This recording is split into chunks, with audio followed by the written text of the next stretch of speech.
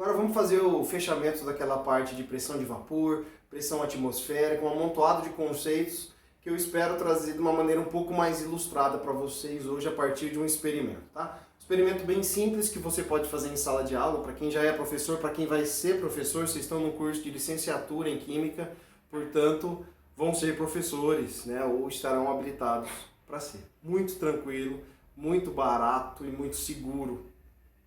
Exceto pelo fato de ter água quente, né? Mas você vai tomar cuidado, não vai se queimar. Nesse vídeo você só vai assistir. Gente, aqui é o seguinte. Relembrando alguns conceitos importantes, quando que acontece a ebulição de uma substância? A ebulição é a passagem do líquido para o gás, né? E ela vai acontecer toda vez que a pressão de vapor daquela substância se igualar à pressão atmosférica naquele local.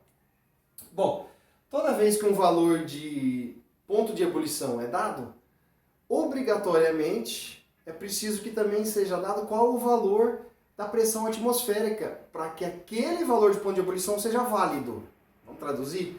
Então, eu digo para vocês, ponto de ebulição da água, 100 graus Celsius. A 1 atm, é só nessas condições que vai ser 100 graus Celsius, porque essa relação aqui é o que manda para que a ebulição aconteça. Tudo isso já foi falado em vídeos anteriores. Se você tem dificuldade, volte lá, porque esses conceitos são importantes. Beleza? Toda vez que a gente aumenta a pressão atmosférica, naturalmente a pressão de vapor requerida para aquela substância vai ser maior. Ou seja, você tem que aquecer mais para que você atinja a ebulição. Traduzindo de uma maneira simples, quanto maior for a pressão no ambiente, maior vai ser o ponto de ebulição. No vídeo sobre panela de pressão a gente falou disso. Por que a água ferve a mais do que 100 graus Celsius numa panela de pressão? Porque o nome já está ali, né, na função da panela. A pressão interna ali é muito maior do que a pressão ambiente. Portanto, se a pressão é maior, o ponto de ebulição também vai ser maior. Ela ferve um pouquinho mais do que 100 graus Celsius. Tá? Muito bem. A única novidade para vocês aqui seria essa informação que vai ser estudada mais a fundo lá na físico-química ou mesmo na física geral, quando vocês estudarem as leis dos gases, tá? Mas basicamente aqui nós temos que o produto de pressão e vapor, pressão e volume é uma constante. Então quando a gente tem isso daqui, uma multiplicação que resulta numa constante, o significado matemático é que elas são grandezas inversamente proporcionais. Então, se você aumenta o volume, com certeza a pressão vai se reduzir na mesma proporção. Dobrando o volume, a pressão cai pela metade e vice-versa, tá? Porque o resultado disso daqui tem que ser sempre uma constante. Então vamos lá para a parte experimental, gambiarra sem fim, tomara que dê certo. Eu fervi a água, mas isso já faz uns 10 minutos, então com certeza ela está numa temperatura já longe do ponto de ebulição. Para a gente ter uma ideia, eu tenho aqui um termômetro. E esse valor não serve de muita coisa, não, é só por curiosidade para a gente saber enquanto ele se encontra, tá? Enquanto ele vai chegando ali, a gente vai conversando. Tá calor, tem um boteco na minha esquina, daqui a pouco vai ter som tocando, sertanejo talvez. Temperatura 54 graus Celsius, está subindo, já não sobe com tanta velocidade. Você sabe que isso aqui não está tão próximo dos 100 graus Celsius, tá? Como eu disse, o termômetro é dispensável. Na hora que você for fazer esse experimento, não tem necessidade, tá, de conhecer essa temperatura, porque só pelo aspecto visual você já sabe dizer que essa água não está fervendo.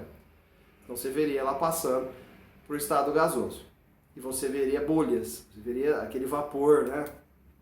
Então, gente, está no 60 e pouco aqui, já não está subindo tanto. Vamos concluir que ela está ao redor dos 63, provavelmente um pouco mais. Eu tenho aqui uma seringa, tá? Dessas que você compra em farmácia mesmo. Eu retirei a agulha e agora eu vou... Bom, tive problemas técnicos aqui. Encheu a memória do celular, eu tive que parar para apagar alguns arquivos. E eu aproveitei, já deixei a seringa com água, tem um pouquinho de água, que com certeza já não está mais a 63 graus Celsius, né? Se passaram ali uns 5 minutos. E agora vem o experimento. Você vai fazer o seguinte, não precisa encher, não é nada volumétrico, não estou medindo nada do volume.